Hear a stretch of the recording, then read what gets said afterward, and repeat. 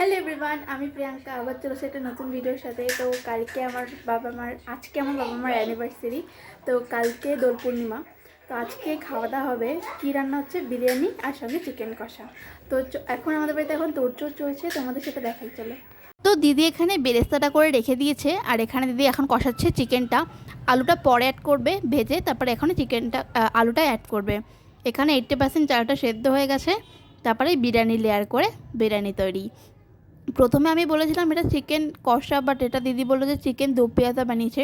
But যাই বানিয়ে থাকুক খুবই টেস্টি হয়েছে। তো তারপরে যথারীতি দিদি সাজিয়ে দিল। এই কি বলবো, খুবই টেস্টি হয়েছে। অনেকদিন পরে বিরিয়ানি খেলাম, অনেকদিন পরেই বিরিয়ানি খাচ্ছি, খুব ভালো হয়েছে।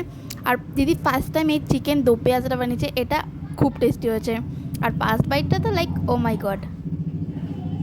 যদি ভিডিওগুলো ভালো লেগে থাকে please like comment share subscribe করে দিও চ্যানেলটাকে। দেখা হচ্ছে নেক্সট ভিডিওতে, বাই।